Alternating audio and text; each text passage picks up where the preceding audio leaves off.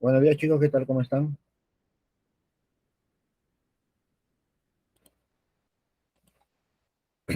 Buenos días, buenos días.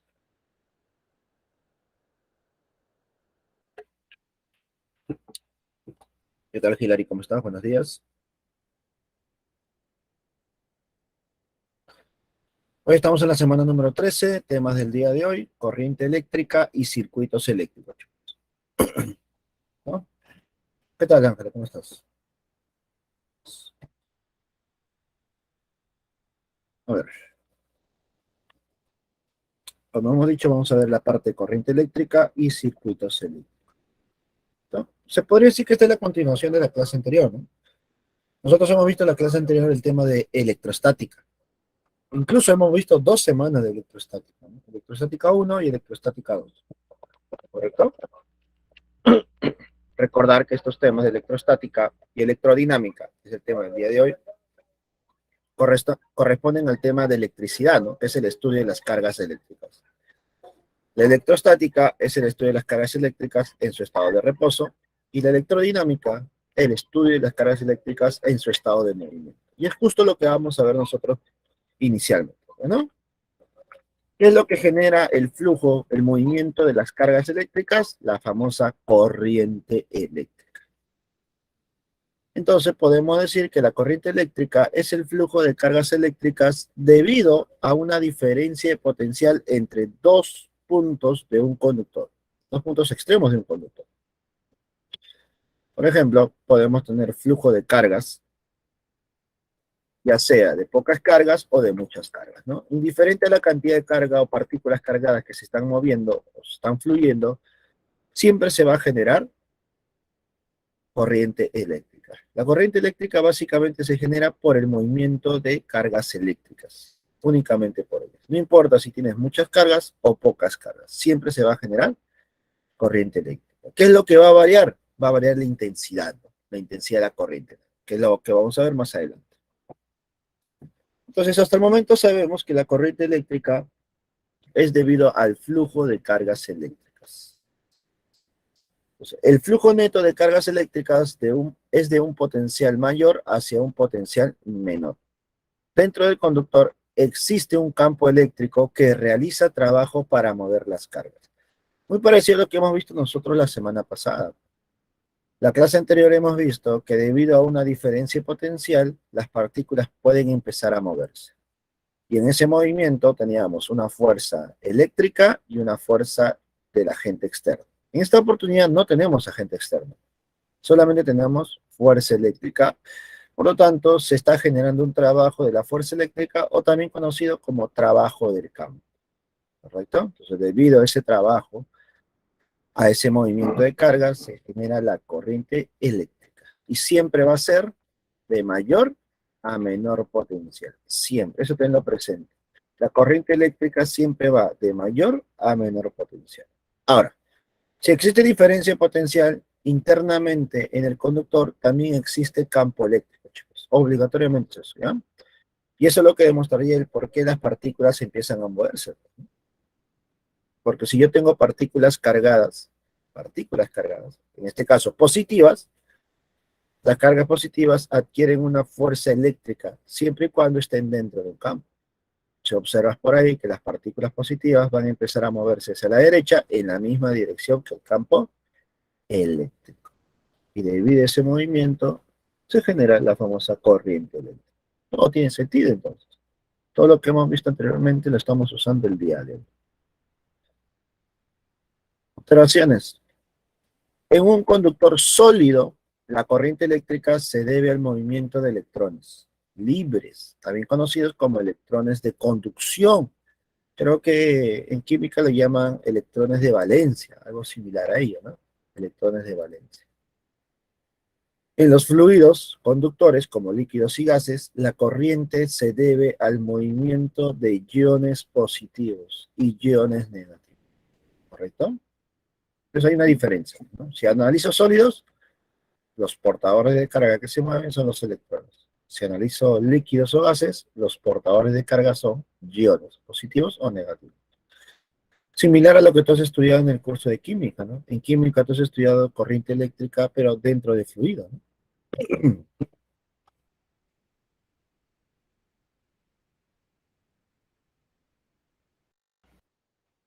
¿Cierto? Tú en química has estudiado corriente eléctrica también.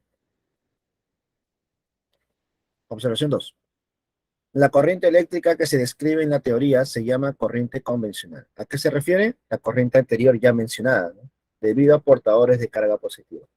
Cuando tú consideras que los portadores de carga son positivos, a esa corriente le llamamos convencional.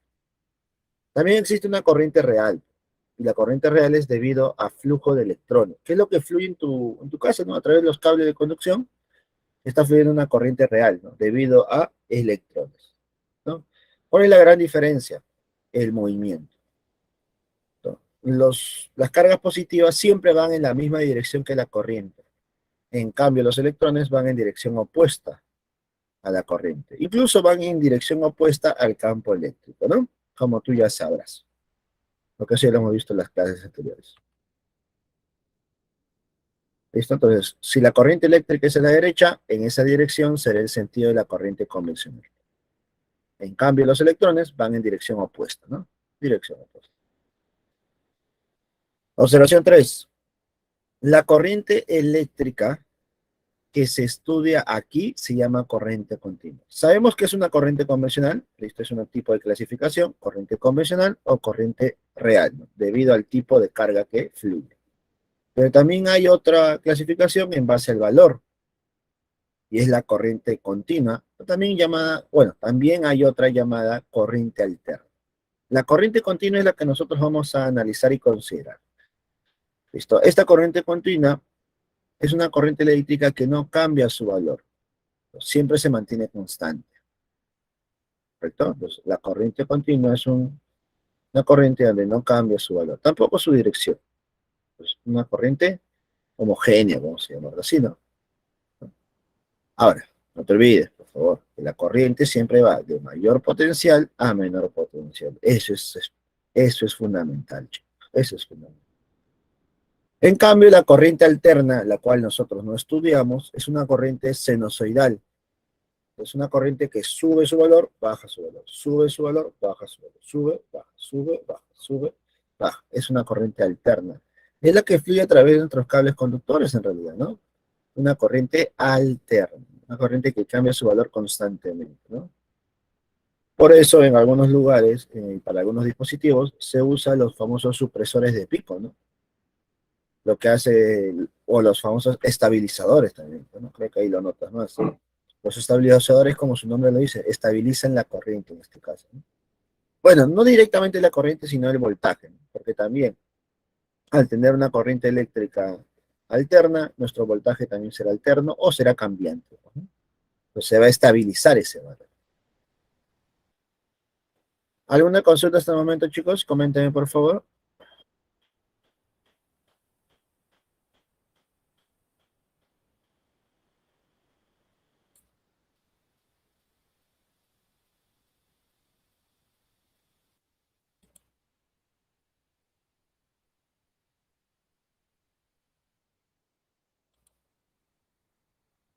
No, claro, correcto. Vamos para siempre. Muy bien, Ángela. Muy bien, Hilary. Ya hemos visto el concepto de corriente eléctrica, ahora calculemos su valor, ¿no? La magnitud. Intensidad de corriente eléctrica. Es una cantidad escalar que indica la cantidad de carga eléctrica que se transporta por un conductor en un intervalo de tiempo. Simple. La corriente eléctrica es carga sobre tiempo.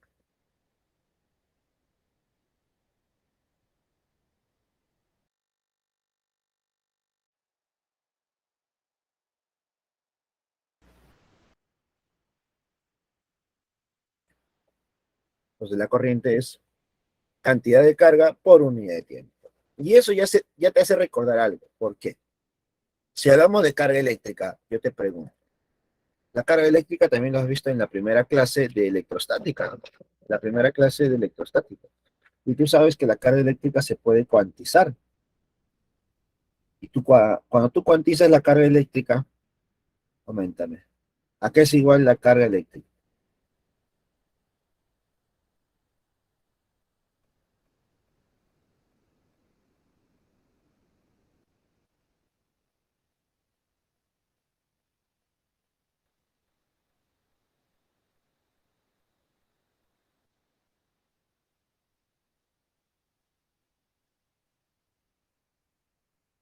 Recuerda que la carga eléctrica, según la cuantización de la carga, es igual al número de electrones multiplicado por la carga fundamental, pues, ¿no?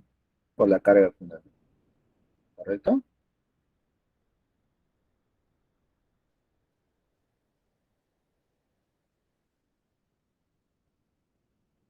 Unidades de la corriente eléctrica, o unidades de la intensidad de la corriente eléctrica, es el amper. ¿Cómo se forma el amper? Dividiendo unidad de carga bueno, la unidad de carga que es Coulomb entre unidad de tiempo que es segundo. Coulomb sobre segundos, Coulomb sobre segundos es el famoso amper.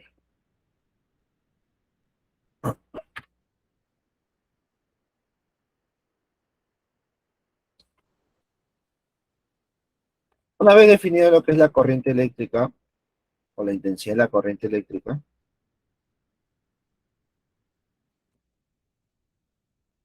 vamos a ver lo que es la resistencia eléctrica. ¿Por qué?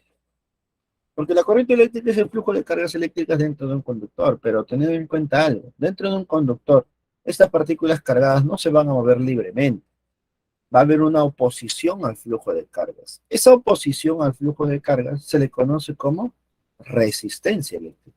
Oposición al flujo de cargas es la resistencia eléctrica. Entonces, es como si la corriente eléctrica quiere avanzar hacia un lugar, pero hay una oposición. Hay algo que le impide o retrasa el movimiento un poco. A esta oposición le conocemos como resistencia. Ahora tú te estarás preguntando, profe, ¿cómo se genera esa oposición, no? ¿Y por qué? ¿Por qué hay oposición, profesor? ¿Qué cosa hay dentro de un conductor? Coméntame, a ver, ¿qué cosa, qué crees que hay dentro de un conductor? ¿Qué cosa tendrá un conductor internamente? A ver, ¿qué crees tú?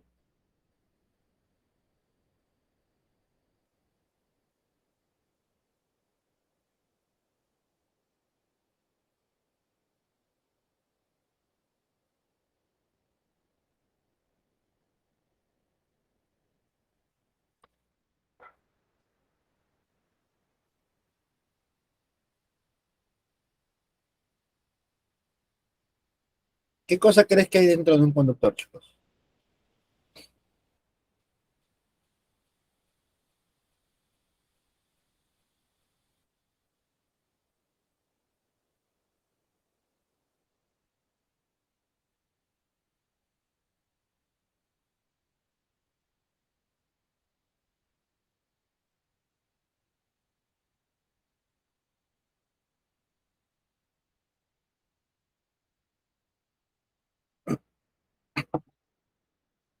Tiene hilos de cobre y o de aluminio.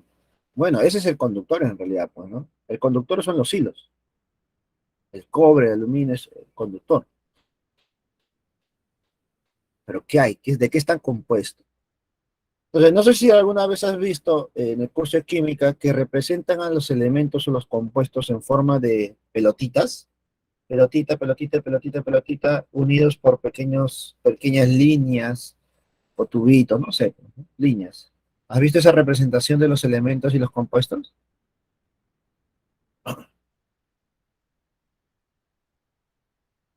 En forma de pelotas, pelotas, pelotas, pelotas unidas. Y esa es la representación más, más manejable, se puede, para entender lo que ocurre, pues, ¿no? Porque de eso está compuesto los conductores, ¿no? De pequeños sistemas, agrupaciones de elementos, ¿listo? Y eso al juntarse muchas veces, repetirse muchas veces a lo largo de todo el conductor, se forma como una malla, como una red, llamada red cristalina en algunos casos. Entonces, el conductor está compuesto de elementos compuestos generando una red. Pero no solamente eso, chicos. También debes saber, en base al curso de química, que los elementos que nosotros encontramos no son puros. Los compuestos que nosotros encontramos no son puros. Tienen un pequeño porcentaje de impurezas normalmente.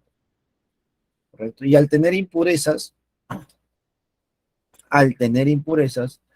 las partículas cargadas que tratan de moverse en una dirección van a empezar a chocar con esas impurezas, o tal vez con la red cristalina.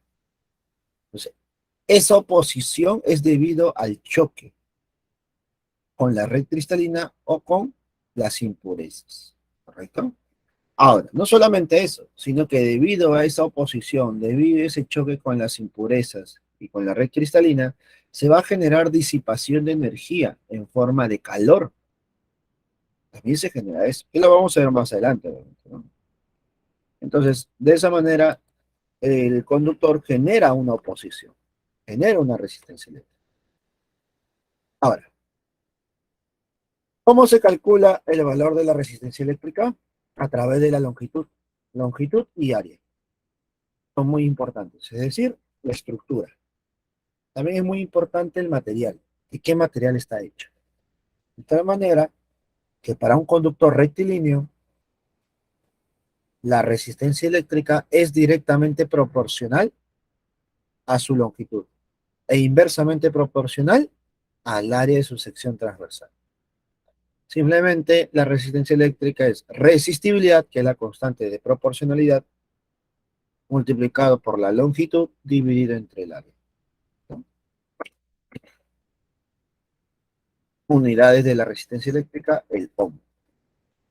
Entonces depende de tres cantidades. Resistibilidad, que es el material, longitud, tamaño, y el área, ¿no? El grosor, ¿correcto? De esa manera tú vas a calcular la resistencia eléctrica.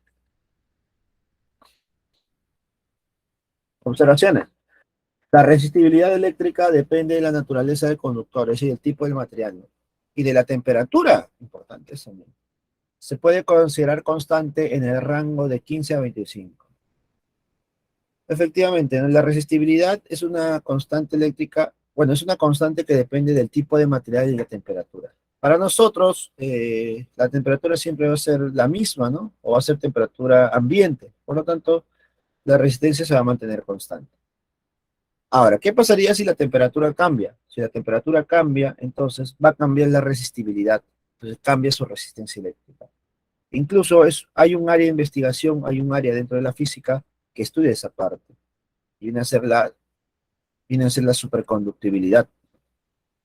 Dentro de física existe la rama de la superconductibilidad que estudia superconductores.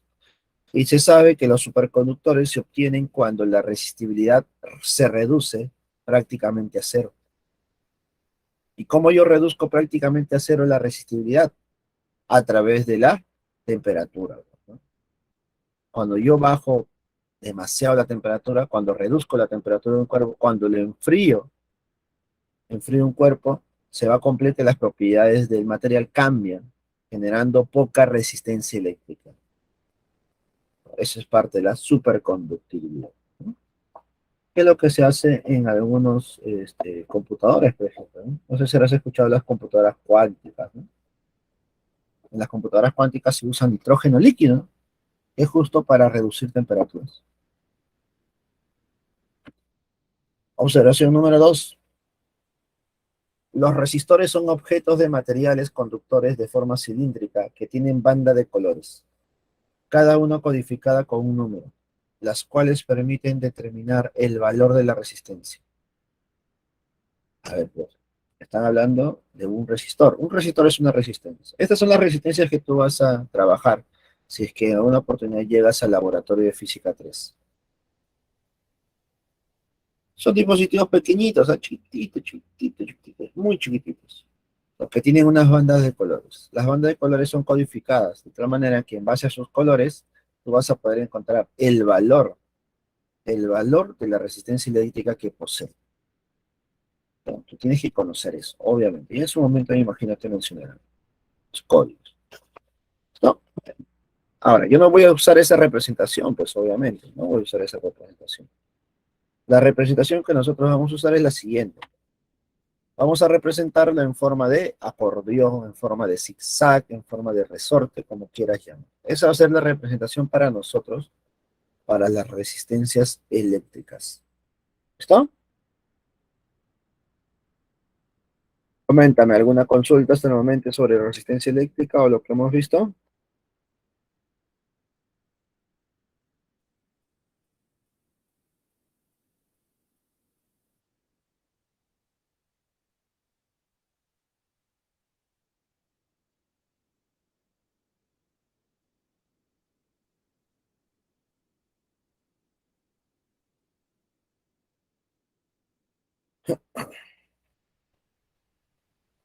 A una consulta, chicos.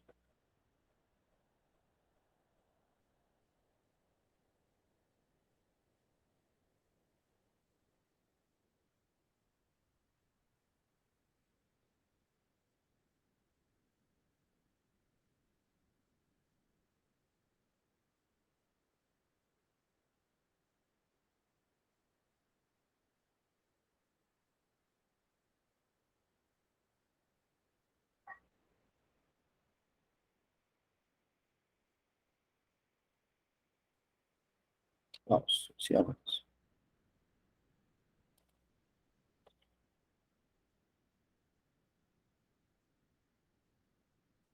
Ley de Ohm. Ya hemos visto la corriente eléctrica, hemos visto la resistencia eléctrica. Sabemos que la corriente eléctrica, al tratar de moverse o al tratar de desplazarse o estar dentro de un conductor, se genera una oposición, ¿no? Esa oposición es la resistencia eléctrica.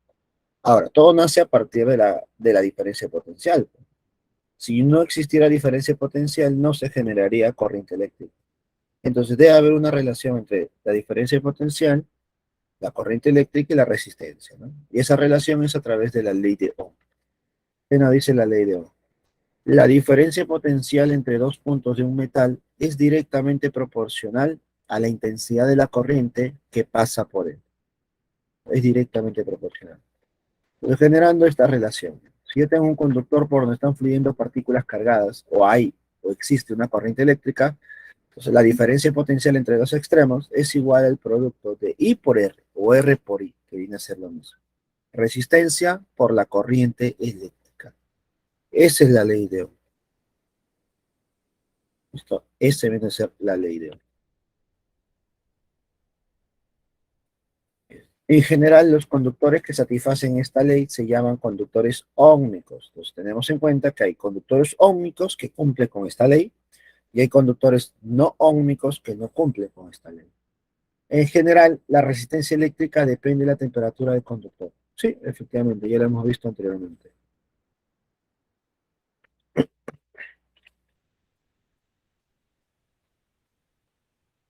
Observaciones. La gráfica de voltaje en función de la intensidad de la corriente eléctrica en un conductor que satisface la ley de Ohm es una línea recta inclinada. Efectivamente, ¿no? ¿Cómo yo diferencio un conductor óhmico de un conductor no óhmico? Es a través de sus gráficas.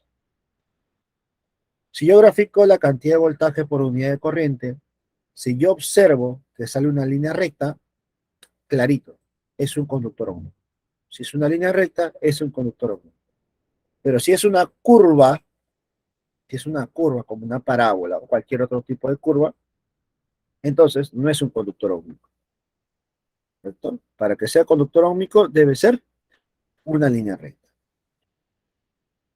Y al ser una línea recta se va a cumplir lo siguiente, que a través de la pendiente o la tangente del ángulo de inclinación, nosotros podemos encontrar la resistencia eléctrica. Podemos encontrar la resistencia eléctrica. La tangente, la pendiente de la recta es igual a la resistencia eléctrica, chicos.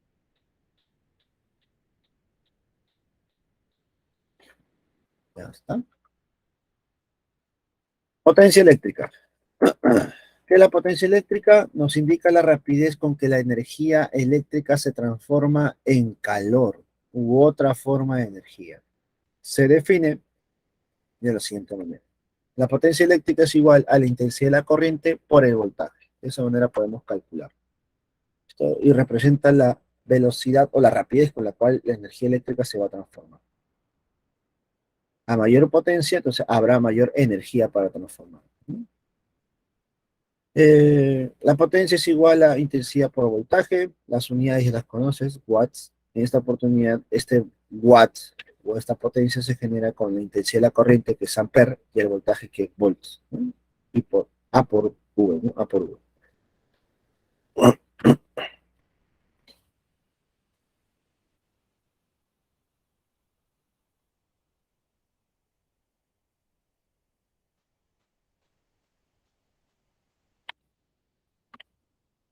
Observaciones.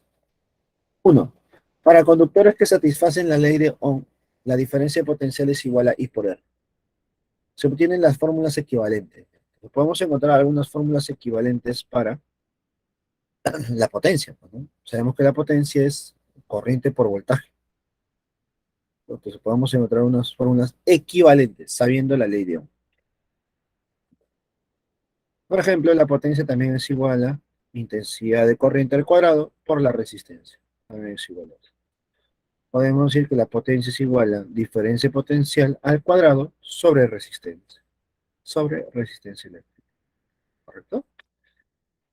Ahora, la potencia calorífica disipada en una resistencia eléctrica es. ¿Qué están haciendo aquí o qué van a hacer aquí?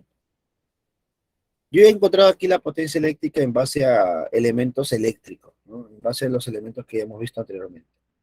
Pero también debemos tener en cuenta algo, que la potencia tiene un concepto ya visto antes. Sabemos que la potencia es trabajo sobre tiempo. Bueno, cuando es algo mecánico, ¿no? Pero tú sabes que cuando se realiza un trabajo, este trabajo se transforma en energía. Y esta energía al disiparse se vuelve en calor. Entonces también puedo decir lo siguiente, que la potencia es igual a la cantidad de calor disipado por unidad de tiempo, o cantidad de calor generado por unidad de tiempo. Pues teniendo en cuenta eso, que la potencia es igual a el calor sobre tiempo, generamos algo nuevo. Nos vamos a dar cuenta que esa cantidad de calor disipado por unidad de tiempo prácticamente es lo que nos menciona el efecto Joule. El efecto Joule es el siguiente. Es la cantidad de calor disipada en una resistencia eléctrica al pasar una corriente eléctrica durante un intervalo de tiempo. En otras palabras, existe calor disipado solamente porque existe corriente eléctrica que fluye. Y es lo que nosotros hemos visto en la parte de resistencias eléctricas, ¿sí o no? Hemos dicho que debido al flujo de cargas o debido a la corriente eléctrica, al chocar con las impurezas o con la red cristalina, con el simple hecho de tener resistencia eléctrica, ya se genera energía disipada en forma de calor. Ese es el famoso efecto Joule. Ese es el efecto Joule. ¿Listo? Y este calor se calcula como la potencia por el tiempo. Potencia por tiempo. Pero como la potencia se podía calcular de otras maneras, puedo decir también que el calor disipado es igual a corriente al cuadrado por la resistencia por el tiempo. Corriente al cuadrado por la resistencia por el tiempo. También puedo decir lo siguiente, ¿no? Que el calor disipado es igual a voltaje al cuadrado entre resistencia por el tiempo. Voltaje al cuadrado entre resistencia por el tiempo. ¿Correcto? Ahí está.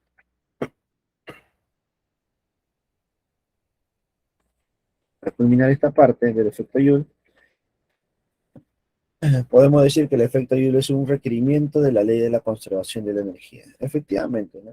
Tú sabes que el efecto Joule me indica la energía disipada en forma de calor, pero sabemos también en general que la energía no se crea ni se destruye, solamente se transforma. O sea, acá se está transformando en calor. Ahora, ¿cómo yo verifico eso? A través de esta relación, por ejemplo. Yo voy a observar que en un foco, para que se prenda el foco, debe usarse energía eléctrica. Esa energía eléctrica requerida se va a separar en dos, ¿no? Se va a separar en dos.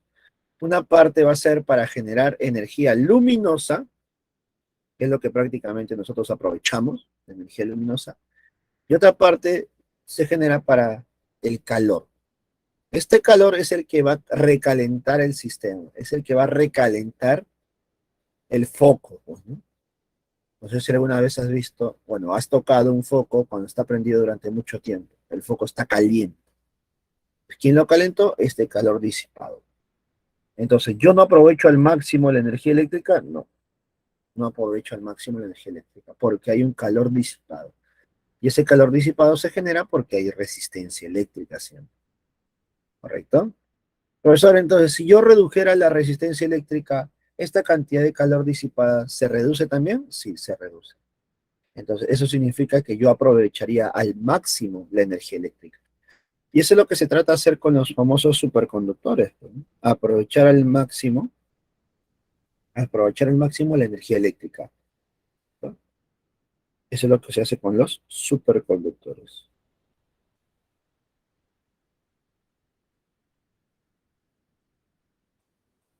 ¿Alguna consulta, chicos?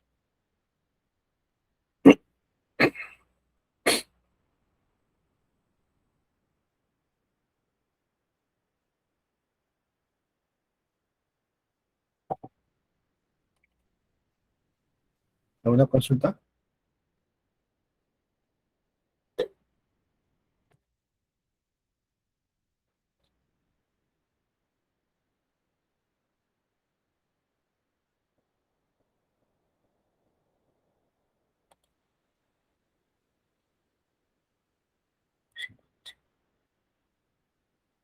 Listo. Ya, ok, ok, ok. Ahora sí, pasemos a la parte más operativa, más aplicativa de este tema, pues, ¿no? Que viene a ser las conexiones de resistores. Ya hemos visto nosotros cómo calcular la resistencia eléctrica y hemos visto cómo se representa. Pero hay que tener claro algo, ¿no? En los circuitos eléctricos, nosotros no vamos a ver solamente una resistencia, vamos a ver dos o tres o cuatro, pues, ¿no? O tal vez cinco, no lo sé. Entonces, estas resistencias eléctricas van a estar conectadas de alguna manera. Pueden haber resistencias eléctricas conectadas en serie o conectadas en paralelo. Algo similar a lo que nosotros ya hemos visto con los condensadores, ¿correcto?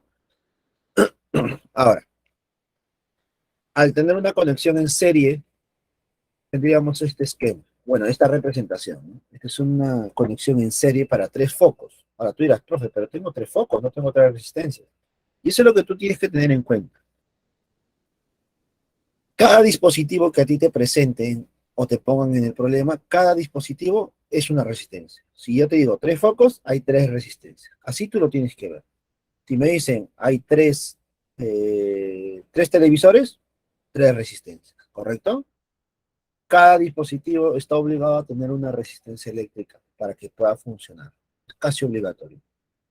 ¿No? Es lo que ocurre realmente, bueno, a menos que sea un dispositivo ideal y tienes que considerar otras cosas, pero eso no ocurre normalmente. Así que tres focos, tres resistencias. Ahora, estoy seguro que graficado de esa manera se te va a hacer un poco más complejo, tedioso, pues, ¿no? Así que nosotros vamos a hacer un esquema. ¿Qué es lo que te van a dar a ti normalmente, ¿no? Este es el esquema que a ti te van a dar. El foco es tres resistencias, cada uno con su propio valor, ¿no? R1, R2, R3. ¿Qué más, profesor? Cada uno debe tener su corriente. Corriente 1, corriente 2 y corriente 3. Ahorita vamos a ver qué pasa con esas corrientes. Cada uno está sometido a una diferencia potencial, ¿no? Diferencia potencial 1, diferencia potencial 2 y diferencia potencial 3. Diferencias potenciales parciales. Y además hay una diferencia potencial total, ¿no? Para los extremos del sistema. ¿Se va a cumplir? Según la ley de la conservación de la carga. La carga no se crea ni se destruye, solamente se transfiere. Se va a cumplir que la corriente 1, la corriente 2 y la corriente 3, ¿cómo son? Iguales. Iguales. Claro, la corriente 1 es debido al flujo de carga. Esas cargas se mueven sobre 2 y esas cargas se mueven sobre 3, generando las mismas corrientes. Entonces, profesor, cuando tengo tres resistencias en serie, ¿la corriente que fluye es la misma? Sí, la corriente que fluye es la misma. Por la conservación de la energía, por conservación de la energía, se va a cumplir que la diferencia potencial 1 más la diferencia potencial 2 más la diferencia potencial 3, al sumar, me da la diferencia potencial total del sistema. Total del sistema, ¿correcto? Entonces, la suma de diferencias potenciales para un sistema en serie será la diferencia potencial total entre los sistemas. Y por último, y no menos importante, es la resistencia eléctrica equivalente. Profe, ¿para qué yo quiero un equivalente? Imagínate que tienes tres focos en tu casa, en tu sala, y se te quema uno, se malogra uno. ¿Tú qué haces? Ah, te vas a la tienda, te vas al supermercado, te vas a algún lugar, a la ferretería, y te compras un foquito del mismo valor, las mismas características. Ah, profe, pero si no encuentro, ¿qué hago? Si no encuentras, ¿qué haces? Hay posibilidades, ¿no? Hay muchas posibilidades, ¿no? Pero imaginemos que tú necesitas que los tres focos sean iguales.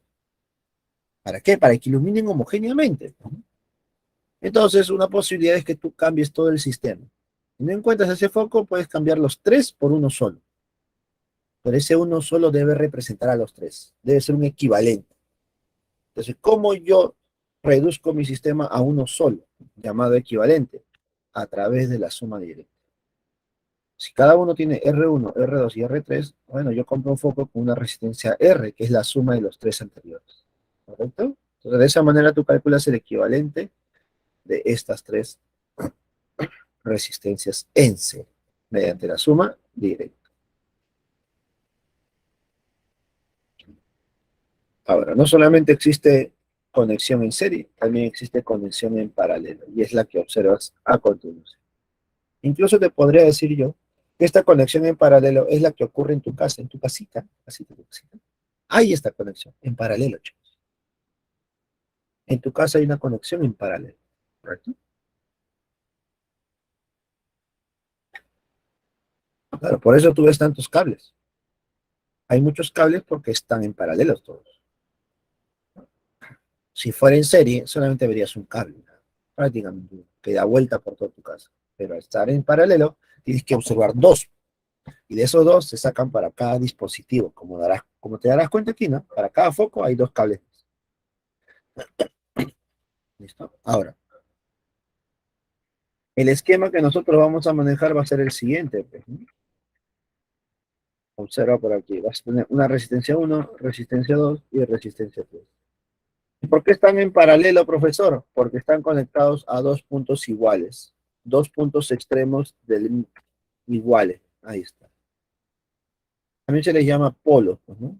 Polo positivo y un polo negativo. Al estar conectados a esa misma línea, nos damos cuenta que van a estar en paralelo. ¿Listo?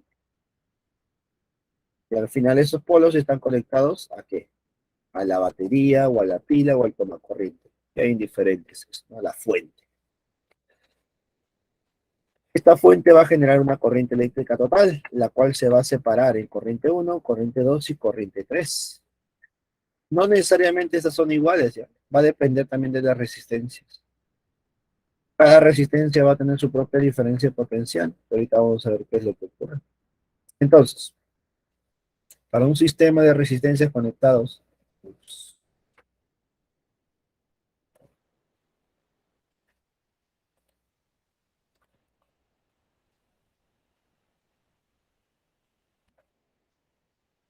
vamos a ver.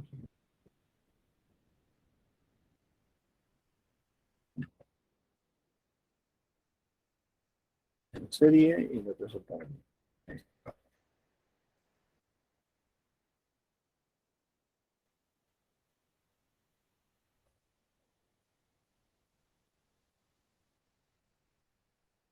Listo.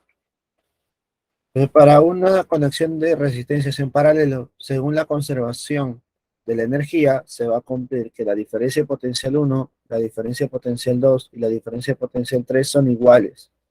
Incluso es igual a la diferencia potencial del sistema o la fuente. La diferencia potencial es la misma, porque están conectados a los mismos puntos, obviamente. Debido a la conservación de la carga no se crea ni se destruye, solamente se transfiere. Se va a cumplir que la corriente 1, la corriente 2, la corriente 3, al sumarse, me da, me da el resultado final, que es la corriente total o corriente del sistema, ¿no? Entonces, la corriente del sistema es la suma de las corrientes. Y por resistencia equivalente, ¿cómo vamos a calcular en esta oportunidad? La resistencia equivalente para una conexión en paralelo es a través de la suma de inversas. Se va a cumplir que la inversa de la resistencia equivalente es igual a la inversa de R1 más la inversa de R2 más la inversa de R3. ¿Correcto, chicos? De esa manera, tú vas a calcular la resistencia equivalente. La resistencia equivalente. ¿Alguna consulta, chicos?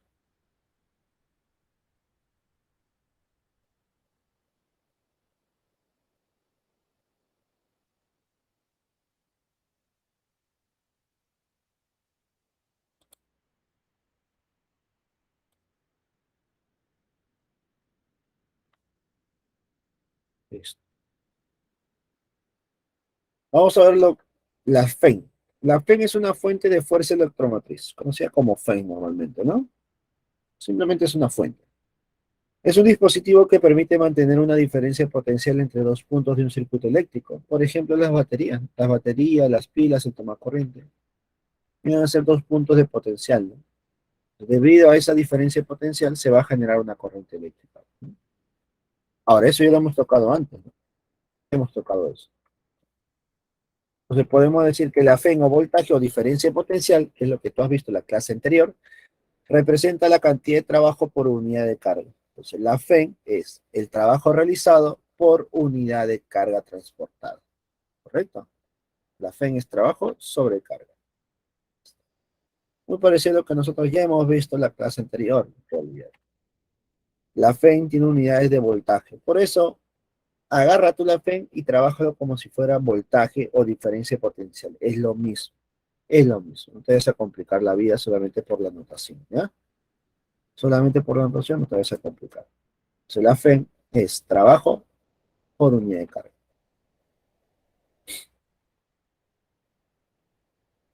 Observaciones. En una batería ideal se desprecia su resistencia eléctrica interna, es decir, R vale cero.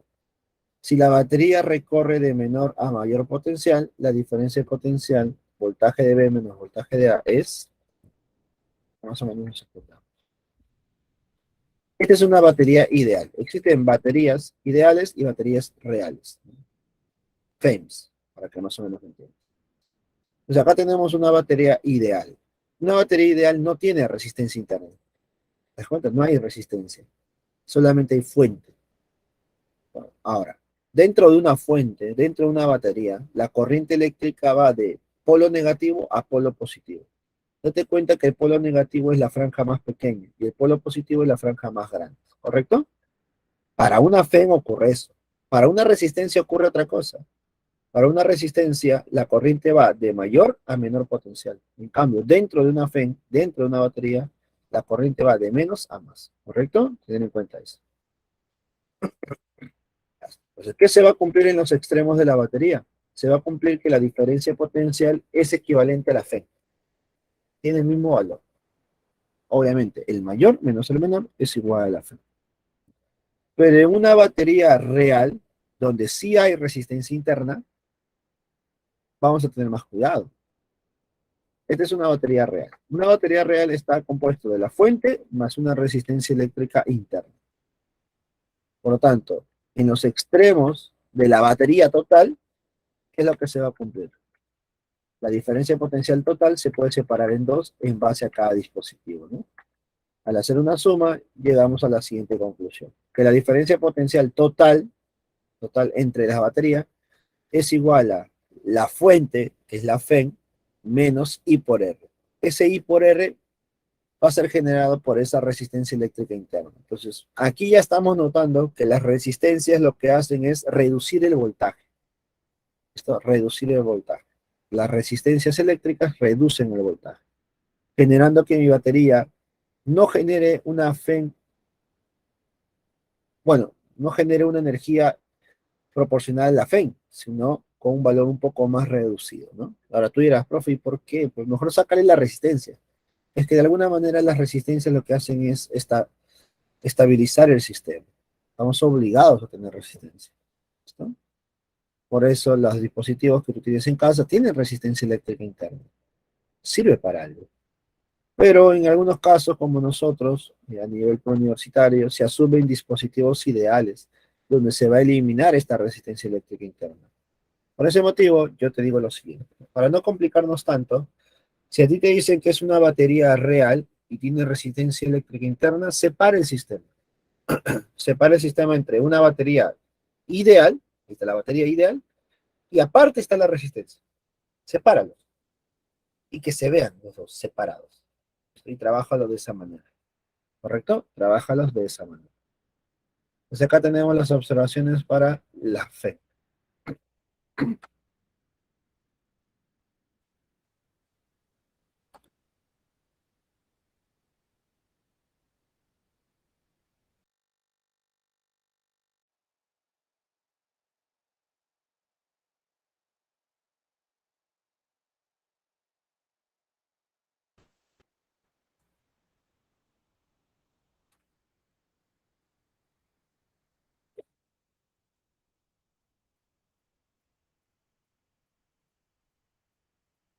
Es una representación que se le da nada más, para tener coherencia con lo demás. Porque si te das cuenta, mira, observa.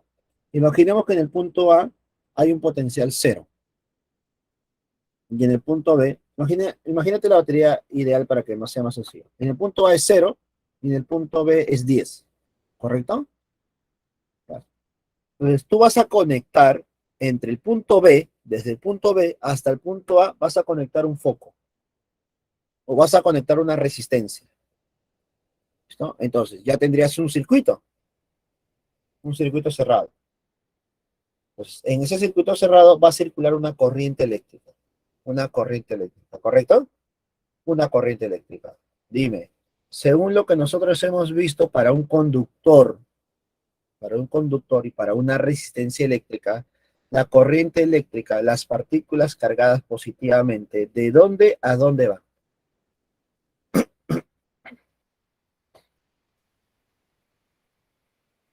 ¿De dónde a dónde van? De mayor a menor potencial, ¿cierto? Entonces irían de B, pero por el otro lado, hasta A. Pasarían de B hacia A por la parte inferior, por abajo, por donde está la resistencia. ¿Listo? Y si tú sigues la misma dirección de la corriente, para la batería estaría yendo de A hasta B de forma directa. No sé si me logras entender. No sé si lo notas. Coméntame, Ángela. ¿Eh?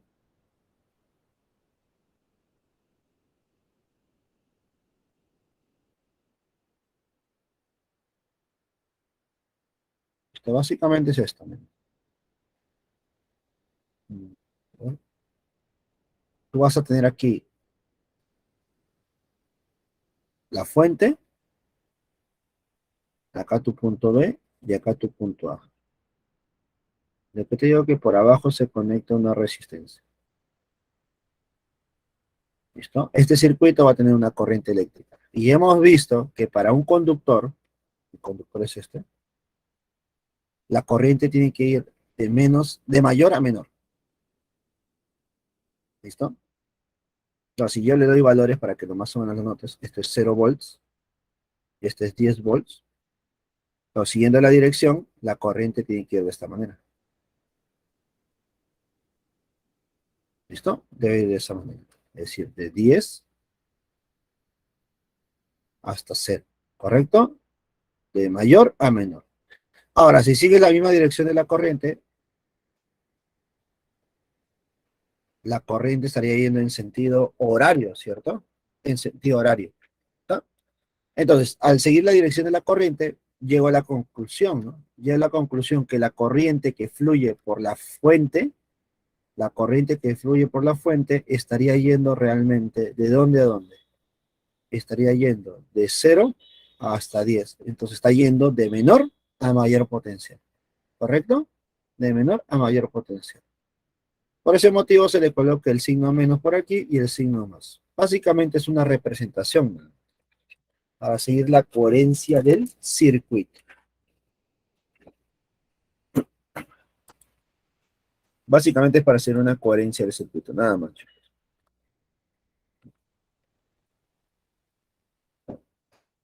Se va a quedar clara esa parte.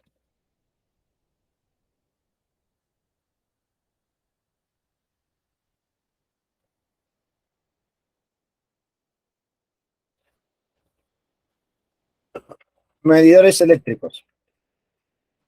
Tenemos dos medidores eléctricos que nosotros debemos reconocer. El amperímetro, el cual es un dispositivo que mide la intensidad de corriente. Mide la intensidad de la corriente eléctrica. Se conecta en serie con un resistor. En un amperímetro ideal, la resistencia eléctrica interna se considera nula y mide exactamente la intensidad de la corriente eléctrica que pasa por el resistor. Observo, esta es mi resistencia eléctrica. Yo debo conectar en serie, observa, debo conectarlo en serie un amperímetro. Todos los amperímetros se conectan en serie. Ahora, los amperímetros que nosotros vamos a ver son ideales. Por lo tanto, no tienen resistencia eléctrica. Al no tener resistencia eléctrica, no modifican el valor del voltaje. Como ya sabemos, la resistencia reduce el voltaje. Como este no lo tiene, entonces no cambia en nada el voltaje.